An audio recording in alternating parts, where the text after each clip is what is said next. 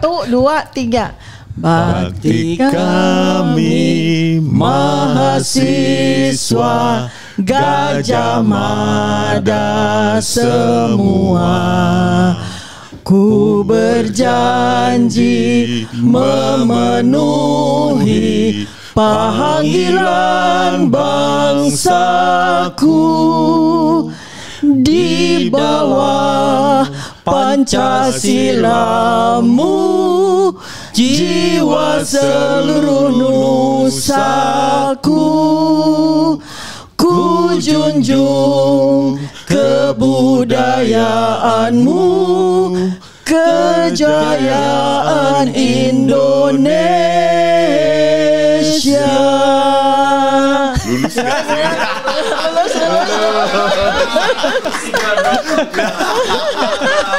Kalau abang bilang bahwa di situ saling berargumentasi secara ilmiah, nggak ada.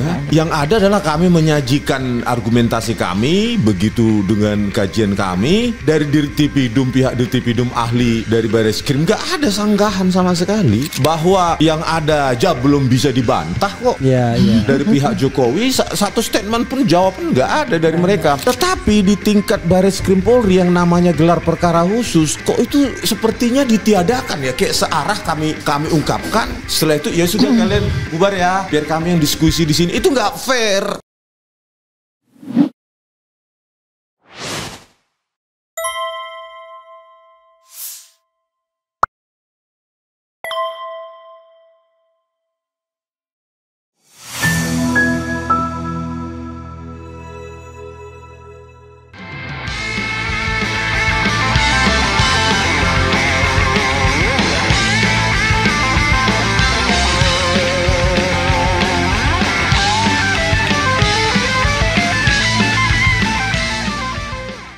Assalamualaikum warahmatullahi wabarakatuh.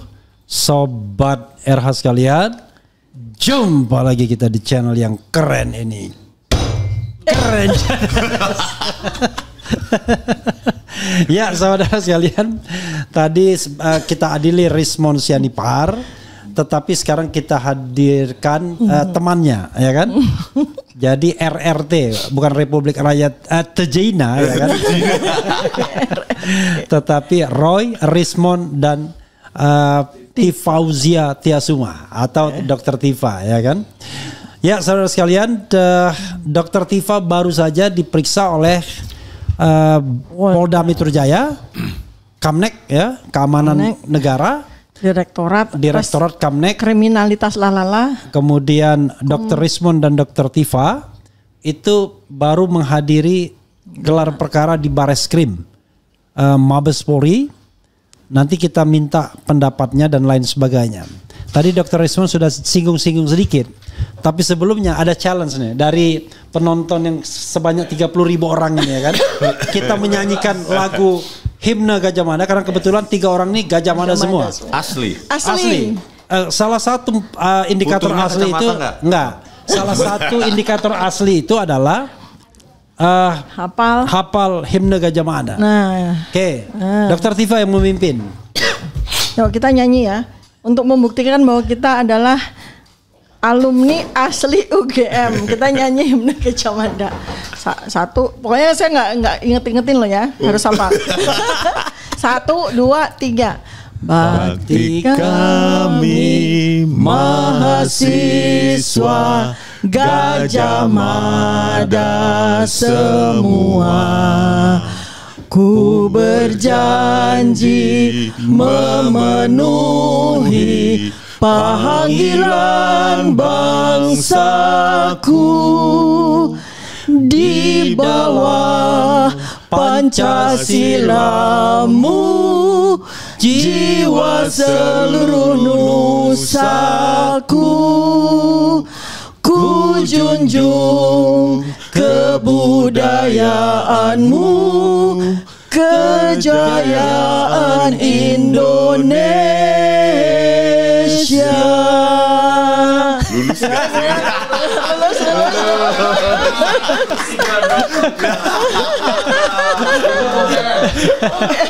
Hidup UGM. Asli. Universitas Gak Mulyono. Oke. Banyak sekali sampai saya kemudian tadi habis suara saya. Jangan sampai salah. Jadi sahabat sekalian,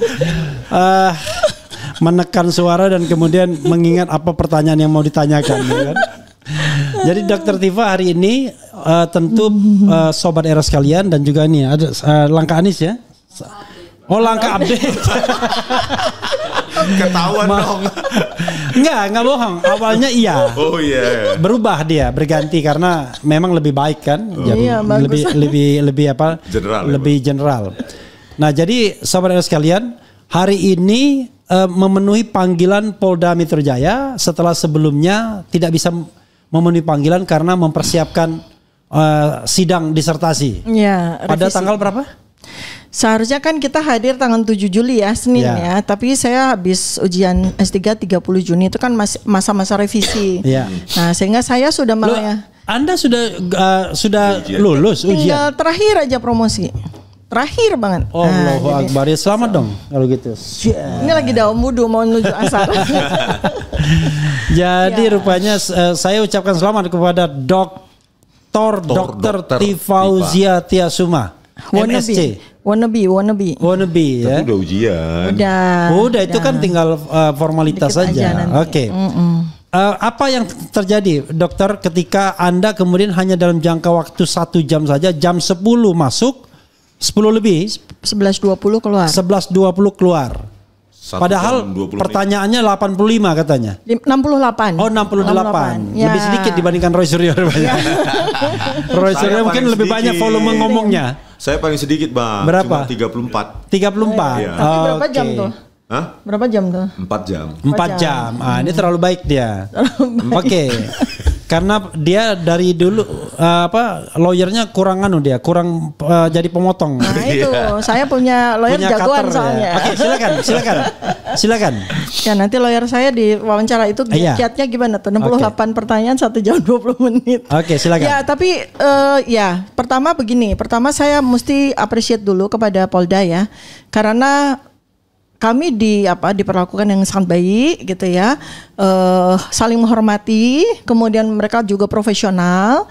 Jadi apapun yang kami sampaikan juga mereka juga bersepakat begitu ya, termasuk keberatan atas saya atas menjawab pertanyaan-pertanyaan, karena nomor 1 yang seharusnya hadir ya pada undangan klarifikasi, karena ini kan statusnya klarifikasi ya.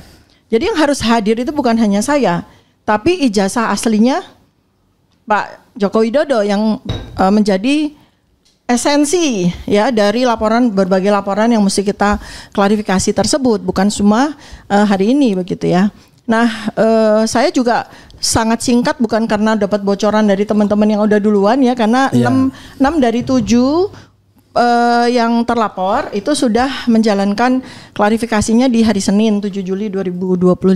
Nah, saya dengan alasan karena menyelesaikan revisi S3 saya, jadi saya minta di Jumat dan diizinkan. Jadi ada tertulisnya. Nah kemudian kenapa saya bisa menjawab pertanyaan 68 itu 1 jam 20 menit? Ya karena saya mau memecahkan rekornya Pak Jokowi kan. Oke. Pak Jokowi kan 1 jam 22 pertanyaan kan. Saya berarti lebih rekor lagi dong ya. Saya 1 jam 20 menit 68 pertanyaan. Oke.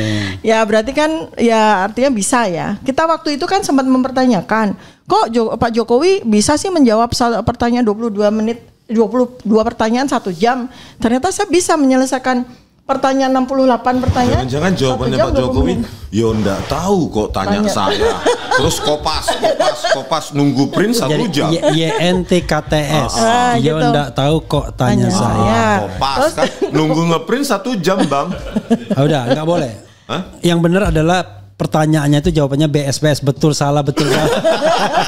Berarti tinggal melingkari gitu ya. Lingkarin jawaban yang benar.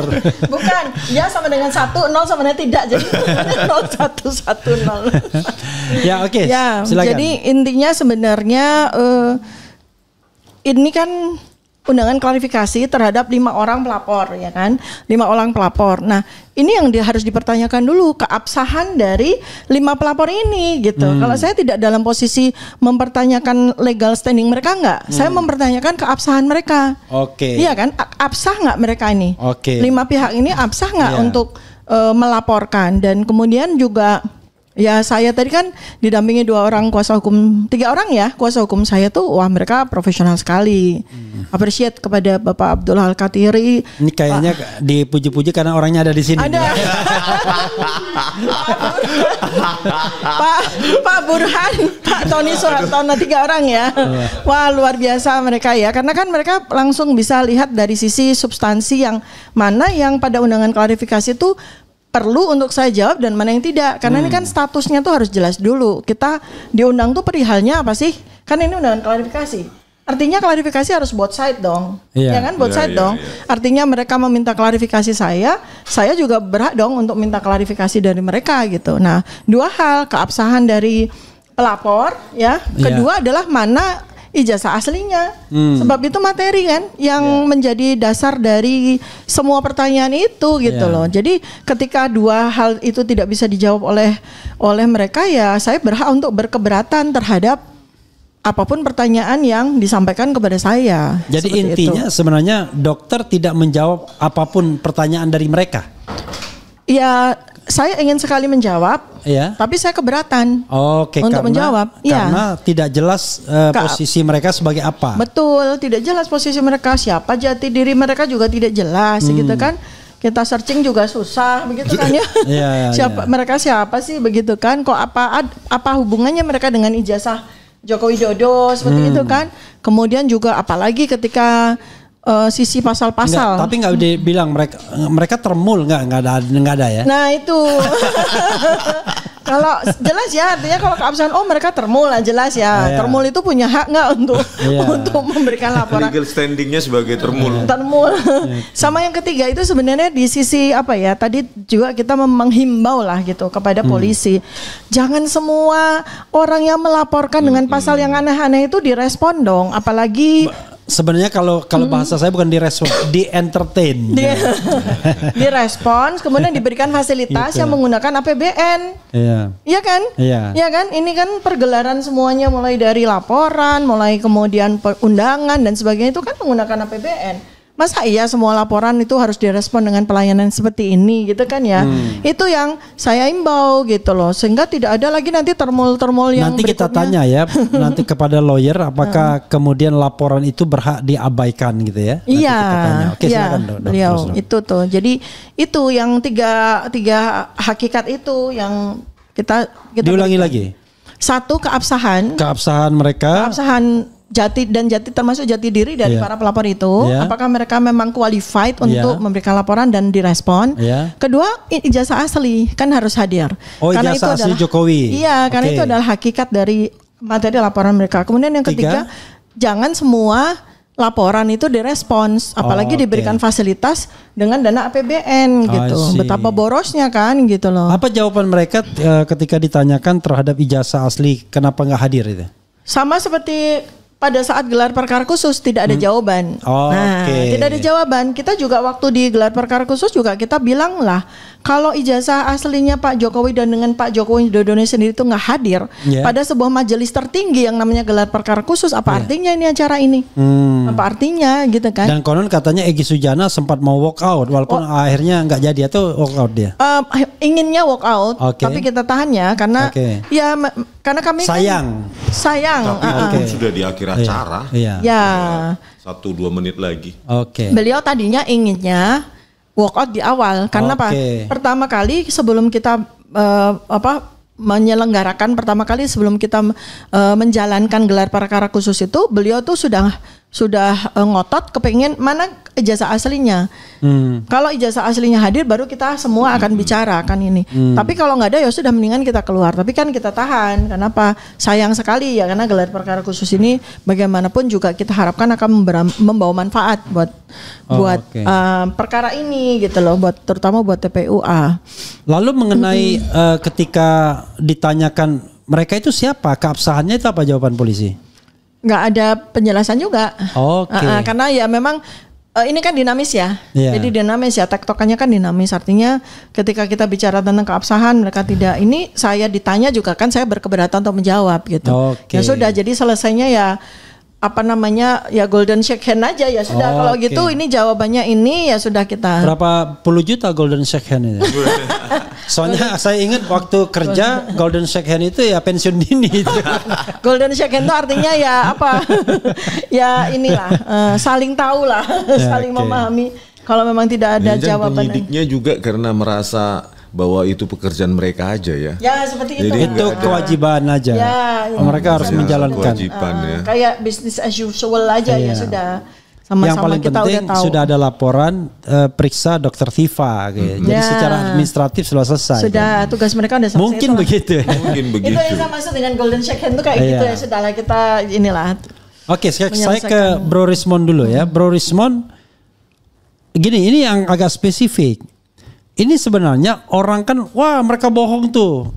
Dia yang ditelanjangi, bukan ini. Bukan Rismond yang menelanjangi apa dirtipidum dan lain sebagainya. Itu kata Arianto Sutadi. Saya nggak bicara telanjang menelanjangi. Tapi sebenarnya apa sih kejadian sebenarnya ketika ahli versus ahli di dalam gelar perkara khusus itu? Karena kan andalannya kan ahli sesungguhnya. Jadi ahli dari pihak TPUA 3 orang, ahli dari pihak sana cukup 1 orang saja kan begitu, dan itu pun tidak berbekal surat gitu. Kita 4 orang. Hah? Kita 4 orang. Oh, Pak Dr. Taufik ya, Iya. 4 orang. Nah, apa yang terjadi gitu? Yang terjadi ya apa ya? Tidak berimbang sih, tidak berimbang. Jadi kalau Pak Sutadi mungkin lagi ngantuk mungkin ya waktu kami menjelaskan segala macam penjelasan ilmiah kami sudah ada. Memang ada Pak Arianto Sutadi di situ. Ada hadir. Iya di belakang. Jadi Oh, enak dia ya, maksudnya bisa dengar-dengar dan Dengar kemudian dulu. untuk bahan talk show. Untuk bahan talk show dan bagaimana mungkin Iya. kami dikatakan ditelanjangi, nggak ada sanggahan sama sekali. Iya, iya. Kalau abang bilang bahwa di situ saling berargumentasi secara ilmiah, nggak ada. ada. Tertutup. Yang ada adalah kami menyajikan argumentasi kami begitu dengan kajian kami, ya. Dari Dirtipidum, pihak Dirtipidum, ahli dari Bareskrim, nggak ada sanggahan sama sekali. Bareskrim itu ngeluar ada ahlinya? Nggak ada. Ada. Gini. Saya tidak tahu, ada ahlinya tapi tidak berbicara mungkin. Sebentar gini, sebentar ya. Oke. Saya perjelas ya. Jadi Iya. sebenarnya pada saat pertama kali itu kan tata cara dan tata laksana dari gelar perkara khusus itu dipresentasikan. Saya masih ingat tuh ada 3 poin, 3 sesi ya. Sesi pertama adalah kesempatan dari pendumas. Oke. Ya, kesempatan dari pendumas. Kemudian sesi kedua adalah kesempatan kepada terdumas, ya kan? Itu. Kemudian yang ketiga nih yang saya kecewa ya. Yang ketiga adalah sanggahan. Ya. Saling tanya jawab dan sanggahan. Nah, itu yang tidak dilakukan dengan alasan waktunya habis. Padahal kami udah siap loh sampai 20 jam 21 malam loh. Kami udah siap loh dengan segala apa namanya Ada bahan. sih introduction pertama dari Dirtipidum sebelum kita, giliran kita kan pendumas, ahli Ya. dari pendumas. Ada penjelasan dari Dirtipidum. Itu Tetapi- introduction atau presentasi? Introduction. Ada presentasi tapi general, sangat general, tidak masuk ke tadi itu technical bahwa ahli mengatakan begini melakukan ini itu nggak ada, Bang. Jadi Kami dari juga bingung loh kok jawabannya deskripsi apa ya yang sangat Dan yang jelas tidak ada tanya jawab. Iya, Ada. itu satu ya. Karena itu kan sesi 3 yang mereka jelas sampaikan tata cara. Kemudian berikutnya adalah mereka juga sudah menghadirkan banyak stakeholders ya yang menurut kami proper gitu ya dalam kehadiran mereka. Jadi ada Kompolnas, ada Komnas HAM, ada Komisi 3 DPR. Kalau tidak salah juga ada beberapa ahli independen ya, yang ahli independen artinya tidak dari pendumas maupun tidak dari terdumas dihadirkan dan diperkenalkan. Nah, kami berharap bahwa sesi di mana mereka itu akan bicara atau akan memberikan pandangan itu kami ada. Oke. Ternyata itu tidak. Jadi selesai itu saya pikir selesai ya. Kenapa mereka hadir? Ternyata mereka melanjut. Oke. Nah, dengan tanda tanya besar dong. Loh, mereka lanjut tapi kitanya sudah tidak ada. Terus apa artinya? Jadi waktu pertama mereka ada. Ada. Kompolnas ada. Ada, semua ada. Oke, DPR, Komnas HAM. Ada semuanya. Anda dipersilakan pergi sama pihak Jokowi. Mereka lanjut. Bukan pihak Jokowi, pihak siapa? Penyelenggara itu siapa? Bareskrim. Iya, itu maksudnya pihak Jokowi juga suruh keluar juga. Suruh keluar. TPUA dan bolonya keluar juga. Keluar juga semuanya. Oke. Terus mereka ternyata lanjut. Nah, kan jadi lucu ya. Tidak sesuai dengan harapan kita kan gitu. Mereka nggak ada strategi. Juga bantahan ataupun standing position mereka sebagai ahli forensik misalnya menjawab hal-hal yang kami pertanyakan dan kami tidak dengar itu. Tiba-tiba Kompolnas konvers sudah kredibel, sudah kredibel. Loh, itu bagaimana gelar perkara khusus kok pada saat sesi kedua pendalaman kami nggak dilibatkan sama sekali dan kami tidak tahu jawaban atas argumentasi kami. Iya. Gitu. Padahal jadi bisa dibantah sepihak ya. Iya. Di dalam forum gitu loh. Jadi padahal ujian skripsi aja bisa bantah-bantahan. Masa gelar perkara khusus tingkat Bareskrim, Mabes Polri cuma sepihak begitu mereka dengar, ya udah kalian keluar. Karena salah satu yang mereka katakan tuh nggak ada yang baru katanya kan begitu. Iya. Nggak ada yang baru, itu aja gitu. Pertanyaannya adalah memang harus ada yang baru. Sementara yang lama aja belum di. Kan ada nggak kesempatan Dr. Rismon atau Dr. Tifa menyampaikan itu di forum resmi? Nggak ada. Siapa bilang nggak ada yang baru? Saya sudah mempersiapkan 45 manuskrip loh. Tapi saya hanya diberi kesempatan 5 menit. Oke. Bang Rismon saya yakin banyak sekali yang akan beliau sampaikan. Itu pun agak panjang, itu pun saya lawan-lawan. Artinya udah mau diberhentikan saya nyerocos terus. Iya. Gitu. Jadi ya benar Bang Refil bilang, ya memang argumentasi kami itu kan selama ini di podcast atau di televisi. Nah itulah yang kami manfaatkan forum formal tersebut untuk menyampaikan langsung bahwa yang ada aja belum bisa dibantah kok. Dari pihak Jokowi satu statement pun jawaban nggak ada dari mereka terkait nilai D, terdaftar sarjana muda, belum lagi Pak Kasmujo menyanggah bahwa beliau dosen pembimbing skripsi maupun akademik. Itu kan gak ada sanggahan baik dari pihak Jokowi, dari Jokowi sendiri, pengacara Jokowi maupun pihak Termul. Tapi ini begini, bisa dijawab keduanya. Ini kan menarik, produsen dari ijazah ini kan katakanlah secara formal UGM. Kemudian ijazahnya di Jokowi sekarang. Ya menurut kabar atau gimana itu? Ya paling tidak menurut kabar. Menurut penjelasan kabar lah gitu. Dia ya punya kan lah dibalikan gitu. Walaupun katanya dilipat kok ijazah kok dilipat gitu ya. Kemudian Jokowi ya kita pahamilah kalau dia tidak hadir ya. Barangkali dia katakanlah mantan presiden yang bisa diwakili lah dengan ini. Walaupun ada equality before the law. Tapi paling tidak dia menghadirkan lawyernya. Nah pertanyaannya adalah gimana dari awal ini kok sudah tidak akan mendapatkan apa-apa karena otoritas nggak datang, ijazah tidak ada dan lain sebagainya. Lalu kira-kira ini berdebat siapa sama siapa? Sebentar sebelum itu kok jadi menarik ya. Jadi saya mesti nanti tanya sama kuasa hukum yang hadir juga ya. Pak Abdul Qadir kan hadir sebagai kuasa hukum dari TPUA ya. Jadi kan statusnya kan ini pendumas dan terdumas gitu kan ya. Nah pendumas itu diberi kursi. Pendumas yaitu Pak Profesor Egy Sujana diberi kursi kan. Pendumas nih. Nah terdumas Pak Joko Widodo kenapa tidak ada? Karena kan pendumas plus kuasa hukumnya plus saksi ahli. Di sini adanya adalah kuasa hukumnya dan saksi ahli. Terdumasnya nggak ada. Nah itu apakah saya nggak tahu ya. Nanti bisa ditanya sama beliau. Undang-undangnya gimana sih gelar perkara khusus itu loh? Karena equity before the law-nya kan harus dipenuhi dulu gitu. Apakah boleh terdumas nggak hadir? Apakah boleh hanya diwakili kuasa hukum kan gitu ya? Nah lanjut sekarang pertanyaannya. Silakan. Jadi kita bicara what's next ya. Bahwa kemarin yang digelar perkara khusus itu jangan dibayangkan ada perdebatan ilmiah. Bahwa mereka menunjukkan bukti-bukti atau kajian yang membantah kajian kami itu nggak ada sama sekali. Baik pihak Bareskrim ya dalam hal ini pihak Dirtipidum maupun pihak Jokowi. Ahlinya Jokowi malah lebih berantakan kali. hanya menyediakan membaca SOP seolah-olah mengajari kami bahwa sayalah yang ahli, kalian enggak. Karena saya terdaftar di Asosiasi Forensik Digital Indonesia. Itu asosiasi seolah-olah asosiasi negara, bahwa orang punya kalian itu harus lewat mereka begitu. Kayak ID. Itu. Tapi logika Joshua itu menarik tuh ya. Soal ini apa kira-kira perbandingannya begini.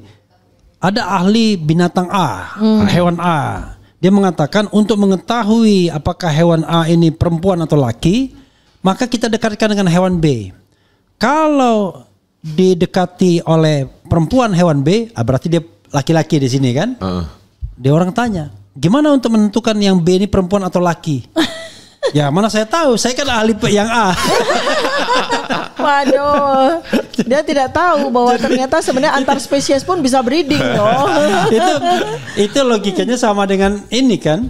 Nggak bisa, analog nggak bisa saya menolak untuk menguji digital forensik dalam benak saya. Ngapain dia dihadirkan? Iya makanya. Artinya kan dia nggak bisa ngapa-ngapain. Itu menurut saya penyesatan publik lah itu Bang. Nggak usah lah hanya karena memihak Jokowi. Banyak sekarang kan. Kalau dulu kita diajari di teknik elektro itu ada kenapa Anda satu alma mater kan sama dia? Iya. Oke, ya pasti nggak hafal himne jauh di bawah saya. Ya, terus bahwa digital bisa dikatakan representasi dari analog jika memenuhi standar tertentu yang namanya sampling rate, laju pencuplikan. Nah, dengan kemampuan atau sampling rate pencuplikan foto yang sekarang sudah modern, itu digital itu sudah bisa dianalisa mewakili analog gitu loh. Sangat mungkin. Contoh lah selalu saya bilang biometrik digital itu semua mencocokkan mata yang analog dengan mata orang lain yang analog. Terus nggak boleh diproses digital. Hidung yang analog, bentuk hidung juga, bentuk mulut juga, bentuk wajah juga semua analog. Masa yang analog itu harus kita copot dua-dua gitu kepala orang untuk mencocokkan. Itulah teknologi digital menjembatani ya hal-hal yang tidak bisa kita miliki tapi bisa kita analisa. Menganalisa bintang di galaksi suatu galaksi aja bisa diinterpretasi kok. Bisa diproyeksi. Apalagi cuma dokumen. Makanya berat kali kalau kita harus bawa analog semuanya kan? Ayo planet dianalogkan dibawa. Jadi misalnya ada 100 ijazah. Memang bukan bidangnya. Harus dibawa dulu ijazahnya. Mungkin bukan bidang si ahli ini, mungkin bidang komputer apa gitu, hacking atau networking. Tetapi ini kan tentang image dan video yang dia sendiri sangat awam karena bukan bidangnya. Di S1 juga mungkin bukan bidangnya. Jadi dia mengatakan itu. Nah, bahwa fake document analysis itu kan dari analog terus di scan ya, dengan resolusi yang cukup, resolusi itu artinya sampling rate, laju pencuplikan yang cukup, maka itu bisa menjadi representasi. Jadi begini Bang. Dan itu adalah common things di dalam dunia digital forensik. Abang lah dulu di dunia intelijen. Ya kan Bang, bisa moto jepret-jepret gitu kan Bang secara rahasia, terus dianalisa itu. Oh itu diidentifikasi itu si ini gitu loh, tanpa harus kita tangkap orangnya. Ini kan kita melakukan digital forensik karena ada hambatan. Hambatan apa? Kita tidak memiliki analognya. Maka kita lakukan digital forensik. Kalau kita bisa punya analognya, ngapain capek-capek digital forensik Bang? Kita bawa aja ke labnya BRIN ini, kita bayar 5 juta misalnya untuk menghitung usia dari kertas, jenis tinta, usia tinta, selesai masalah Bang. Kalau saya bisa culik misalnya diam-diam saya ke sebenarnya perpustakaan. Lebih selesai lagi kalau ada analognya, kita bandingkan sama sekumpulan itu, kita lihat kasat mata aja udah selesai. Udah selesai Bang, selesai gitu loh Bang. Apa artinya teknologi? Digital forensik ini kan dunia digital menjembatani bahwa kita tidak bisa memiliki yang analog. Kita tidak punya wewenang misalnya. Tetapi digital itu adalah representasi dari analog ketika memenuhi standar tertentu, yaitu sampling rate. Kalau dalam dunia image yaitu resolusi. Gitu Bang. Jadi sudah komplit sebenarnya. Apalagi kalau kita pakai untuk mencocokkan wajah yang ada di ijazah Jokowi. Ini memang agak kuper sih mungkin karena nggak bidangnya. Kudet. Kudet. nggak Oke. bidangnya gitu. Bro Rizwan. Bahwa di seminar internasional apalagi kita sejak S1 saja sudah diajari seminar nasional seminar PKL. Bahkan seminar di mata kuliah juga sudah terbiasa bahwa di situ ada adu argumentasi ilmiah. Bahkan waktu S1 pun sudah diajari itu.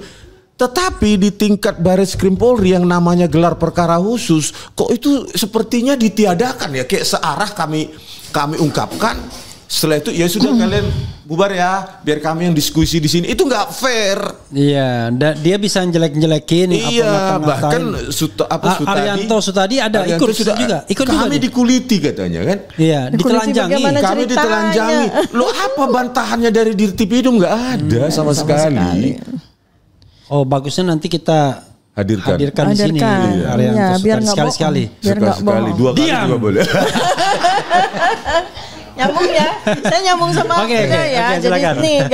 Jadi ini kan 2 saksi ahli yang sebetulnya secara koinsiden tuh sedang melakukan riset dalam 2 domain yang terpisah ya, tapi kita bertemu di tanggal 15 April 2025. Jadi saya sebenarnya kan sejak kurang lebih 2022 akhir itu karena ketika polemik ijazah ini mengemuka ya, itu kan saya sudah melakukan penelitian sampai bikin payung besar penelitian sampai hasilnya udah 45 manuskrip.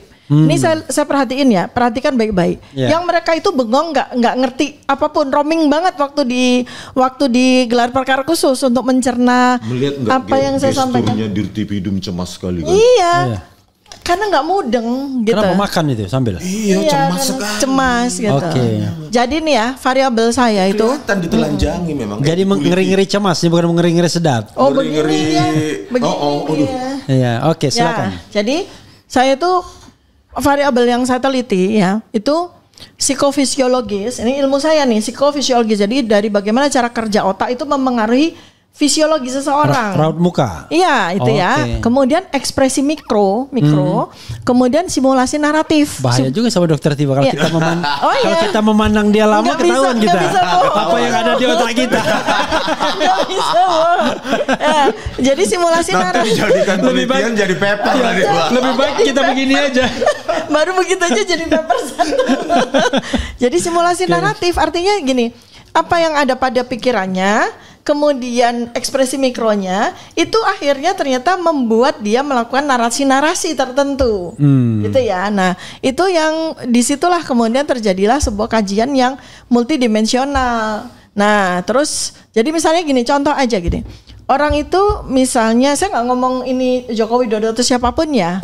Jadi dia itu diberikan sebuah skenario bahwa dia dulu pernah jadi mahasiswa, kemudian dia lulus dari sebuah universitas, gitu kan? Itu kan sebuah skenario di mana dia itu tidak pernah menjadi mahasiswa itu, bahkan tidak pernah memiliki ijazah itu, tapi dia harus matching kan? Dia harus matching kan? Nah, itu selamanya secara psikofisiologis nggak akan pernah bisa matching. Kalau kita bandingkan dengan orang yang benar-benar mahasiswa di situ, benar-benar wisuda di situ, menerima ijazah di situ, itu kita akan bisa perbandingkan psikofisiologisnya, kita bisa bandingkan ekspresi mikronya, dan kita bisa bandingkan simulasi narasisnya. Jadi bagaimana dia bisa bercerita. Kalau seandainya ada yang sangat pintar, sampai dia tuh apal banget skenarionya, itu pun masih bisa bedakan secara research base gitu ya, dengan menggunakan data science, dengan orang yang benar-benar kuliah di situ, benar-benar dapat wisuda di situ, benar-benar dapat ijazah di situ, walaupun si orang yang pertama itu benar-benar skenario mirip, benar-benar dia sangat hafal. Apalagi dengan orang yang dikasih skenario tapi nggak hafal-hafal. Untuk menghafalkan jurusannya aja dia nggak hafal-hafal, salah melulu misalnya gitu. Untuk bercerita bahwa dia kuliah di satu tempat, kemudian dia nongkrong untuk menunggu jam kuliah berikutnya aja dia salah melulu. Itu kemarin tampilkan juga loh, bahwa tahun 77 yang tahun 77 kelulusan tahun 77 Fakultas Kehutanan UGM itu ada jurusannya loh. Jelas. Di ijazah ya. Di buku alumni. Oh, di buku alumni. Yang dari Leiden University itu yang Dr. Suryadi. Jadi tahun 77 pun udah jelas jurusan mereka. Dan pasti apalah orang Pasti yang hafal dong. orang yang benar-benar kuliah. Ini yang nggak pernah ada disebutin kan berarti ngarang gitu. Iya, iya. Jadi itulah namanya simulasi naratif. I see. Kita bisa membandingkan bagaimana narasi seseorang yang benar-benar kuliah, benar-benar wisuda, dia hadir sama orang yang diberikan skenario. Iya. Nah, itulah kajian saya. Kemudian dari ekspresi mikro, kita butuh ilmunya dari Dr. Rismond dan Dr. Roy ya. Dari ini misalnya kita mau menguji studi ekspresi mikro dengan menggunakan facial action coding system, ya kan, neurocognitive load mapping, narrative inconsistency mapping, AI face matching, frame avoidance index. Nah, ini kan bukan bagian saya, ini bagiannya beliau. Jadi ini kita akan sambung. Nanti akhirnya menghasilkan simpulan verbal dan naratif, menghasilkan simpulan biometrik visual, menghasilkan respons yang cocok antara foto-foto, antara jejak digital yang lain dengan ekspresi mikro maupun naratif sekarang.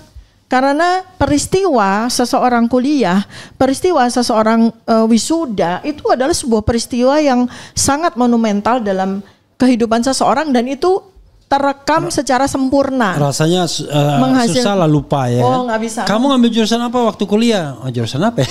Itu tidak mungkin, apalagi salah ya. Nggak mungkin jurusan Dan apa lagi. garis besarnya adalah hal-hal banyak sekali yang ditanyakan kepada saya terutama pada saat undangan klarifikasi laporan Joko Widodo maupun yang laporan klarifikasi penghasutan itu saya jawab di forum yang sesungguhnya ketika saya sebagai ahli, Bang, di gelar perkara khusus itu.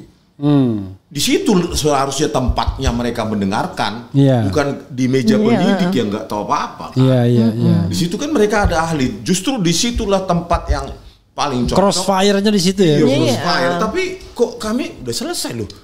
Pertanyaannya, lo sanggahannya mana ini? Padahal pengen di-challenge gitu. Pengen di-challenge. Gitu. Kita pengen di-challenge. Mana yang salah di situ? Pengen di-challenge banget. Makanya nggak ada loh. Kok selesai ya? Makanya sebenarnya pas turun itu nanti kan kita masuk lagi ya sesi pendalaman. Udah selesai. Itu kita kayak orang roller coaster gitu ya, baru jalan loh kok selesai ya. Padahal tiketnya itu agak mahal ya. Agak mahal gitu loh, Bang. Kok disuruh keluar? Iya, kok disuruh keluar? Nanti kan masuk lagi. Saya kira makan dulu gitu kan, makan siang gitu dikasih makan pun tak dikasih. Tak ada. Oh, mending waktu di KPK cuma dikasih kacang. Snack itu. Saya pernah diperiksa KPK dikasih nasi padang lumayan lah. Kami kira sesi itu akan berlanjut. Kami dengarkanlah ini ahli-ahli dari Bareskrim yang katanya punya ISO internasional. Katanya 7 ahli kan. Kita pengen mantap ini gitu. Loh, selesai. Padahal maunya kan muncul yang dari analog yang foto ini kami lihat sudut kemiringannya, kami lihat pokoknya gitulah, pakai ilmu yang berbeda gitu. Ya nggak terkait kriminal lah ini ya. Seminar internasional aja saya pernah di Spain, di Spain, Jerman, Prancis dan lain-lain. Itu seminar di ruang kecil gini kan, Bang, dikasih session gitu. Seluruh peserta itu menanya dan men-challenge. Oke. Gitu men-challenge bukan sekedar tanya, challenge. Coba Anda buktikan, itu peserta seminar. Kok bisa Anda membuktikan bahwa itu menjadi itu? Pakai persamaan apa? Saya berharap seperti itu. Oke. Karena saya sudah sering menikmati proses di cross check atau crossfire gitu. Kita masuk lagi kan? Enggak, udah selesai. Terus ngapain ini gelar perkara? Kami nggak ngelihat apa-apa. Mestinya Anda kirim video aja, video presentasi. Ini video PowerPoint itu, Bang ya. Kita udah siapin 7 hari 7 malam masalahnya. Bayangin aja 45 manuskrip udah saya siapin kan. Tapi saya pikir baru 5 menit aja mereka kayak wajahnya roaming gitu ya. Iya. Apalagi wajahnya Dirtipidum. Ini sempat melirik saya kan bilang, ampun Bang jago. Ya. Raharjo Puro ya. Katanya Pak Sutadi di sana pakarnya hebat-hebat. Gini. Loh, kan kalau katanya nggak dipertontonkan atau dipertunjukkan bagaimana mereka men-challenge argumen kami ya mitos dong jadinya. Iya. Harusnya di situ dong ditunjukkan ahli-ahli mereka gitu. Ya, walaupun ditunjuk ahli mereka, tapi ini dekat. Oh, gitulah Bang. Jadi bagaimana kami bisa mengetahui hasil sementara proses itu buta? Proses pengambilan keputusan mereka itu buta, gelap. Jadi bisa Kami dibilang harus formalitas dipaksa saja, menerima hasil mereka nanti. Jadi formalitas saja. Makanya nanti kita coba challenge lagi, apalagi yang setelah ini bisa kita lakukan. Karena terkesan dari pengacara Jokowi mengatakan kan sudah dipenuhi. Jadi kesan jadi cuma seakan-akan sudah seperti itu dipenuhi, tuh. Kata Kompolnas hadir pula katanya UGM. Iya. Padahal nggak ada. Nggak, atau kita nggak Kok takut recognize. sekali sih hadir bersamaan begitu UGM loh levelnya. Kan dia nggak salah, UGM itu kan Roy Suryo kan, Rismon Sianipar, Dr. Tifa kan UGM dia. Bukan perwakilan Mbak. Maksudnya kenapa sih head to head gitu? Oh, apa yang kita pertanyakan nilai D misalnya kok bisa lulus, KKN-nya benar tahun berapa? Karena tanggal 15 April kan kami tanyakan belum ada dokumen KKN. Saya dapat bocoran loh, ini bukan bocoran, valid 100%. Iya. Bahwa sarjana Fakultas Kehutanan UGM lulusan 1985 itu harus menempuh 161 SKS. Oke. Catat baik-baik. Saya Bukan 200 SKS. 210 malah dia 210. ya. Dia 122 ditambah 88 210 dia. 161 cukup besar juga ya untuk Dan menjadi tidak insinyur adanya kehutanan. di transkrip nilai skripsi. Kan nggak ada. Di situ nggak ada. KKN Ada padahal nilai ada. skripsi. KKN Iya. ada juga. Dan Kalau kenapa sih nggak sesederhana itu hadir UGM? Ayo ini loh alumni kalian juga. Loh Begini, yang hadir. Pro Rismon ini menyatakan sederhana itu kalau everything is okay kan gitu. ini Everything is goes not well okay. gitu. Ini kan everything is not okay gitu loh. Everything is all anomali. Gimana? Jadi masalah sederhana ya jadi berat. Iya. Ya saya mau ngasih mention nih, hati-hati UGM, hati-hati pihak kuasa hukumnya Pak Jokowi. Saya sudah di tangan saya itu transkrip asli. Ya, transkrip asli Seorang mahasiswa lulusan Tahun 85. Fakultas Kehutanan UGM tahun 85. Transkripnya asli sangat berbeda 180 derajat dengan transkrip yang ditunjukkan oleh Bareskrim. Oh, asli itu kan artinya Ini asli itu akan selalu diselidiki. Gitu. Dan jangan lupa ijazah juga. Oke. Ya, sahabat sekalian, Dr. Rismon ada yang mau disampaikan lagi? Sampaikan. Daripada kau membuat nanti bilang, sebentar kali. Ayo silakan. Cukuplah. Jadi tetapi itulah kekecewaan kami. Pertama Pak Jokowi nggak datang, yang kedua UGM juga nggak mau hadir meskipun katanya hadir, entah hadir di mana kita nggak tahu. Yang ketiga betapa minimnya peluang untuk mendengarkan argumentasi dari pihak lawan yang membantah kami tidak ada, tetapi hasil nanti harus kami terima, itu menyakitkan. Karena proses ilmiah itu adalah perdebatan, itulah yang paling menarik sebenarnya. Gitu loh. Iya, karena kalau kita lihat perdebatan itu di Talkshow TV itu tidak memadai ya. Sangat. Baru ngomong sedikit stop, ngomong sedikit stop. Iya, aduh. Mestinya di RH Channel itu tuh perbantahannya, tapi nggak berani itu salah satu pihak pasti ya kan. Coba diundang deh. Dan terutama yang paling menakut apa? mereka Arianto undang Sutadi aja. nanti Undang deh. Diam. Enggak undang deh ya. Nanti kita ketemu ya. Coba kita Nggak undang. apa-apa, Coba Arianto diundang. Sutadi. Di mana coba ditelanjanginya kami? Orang nggak ada kesempatan untuk dibantah kok, Bang. Itu memang mungkin didesain acara itu seperti itu, atau memang defaultnya seperti itu. Iya, makanya jadi itu jebakan Batman kalau kata anak sekarang kan. Bahwa formalitasnya sudah dikerjakan. Suka atau tidak ya sudah selesai, Bro. Ya kan kita kira begitu.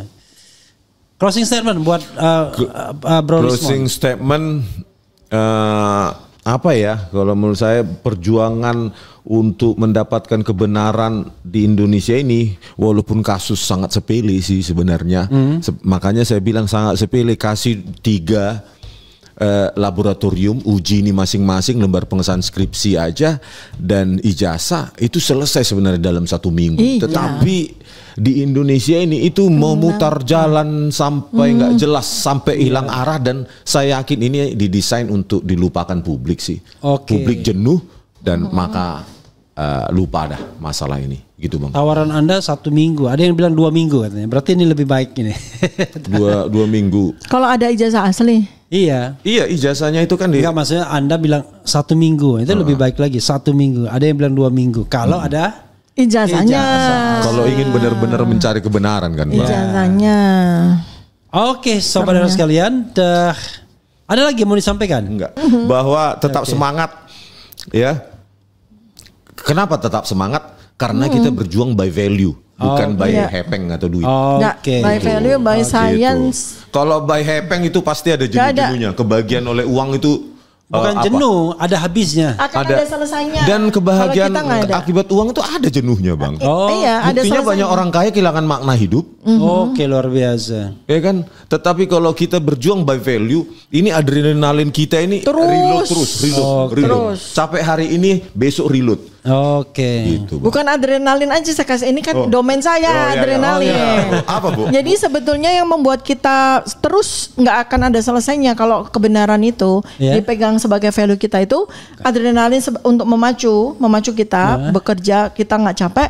Ada serotonin, happiness, kegembiraan ketika kita mencapai sesuatu dan Apalagi sampai lihat teman-teman yang lucu-lucu ya. iya kan?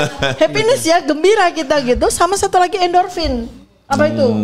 Rasa endorfin. cinta kita kepada kebenaran, rasa cinta kita kepada Endorfin itu kan membuat kita sering cinta. ketawa, senyum gitu-gitu ya. Itu serotonin. Oh, serotonin. Kalau endorfin itu damai, cinta. Oke. Kita kalau Peace. cinta kita kepada kebenaran, cinta kita kepada bangsa ini. Itu yang membuat kita tuh kayak never ending gitu. Oke. Ya. Bro Kalau Rismon, hormon terima urusan kasih. Makasih. Assalamualaikum warahmatullahi wabarakatuh, bro. Assalamualaikum. Dia.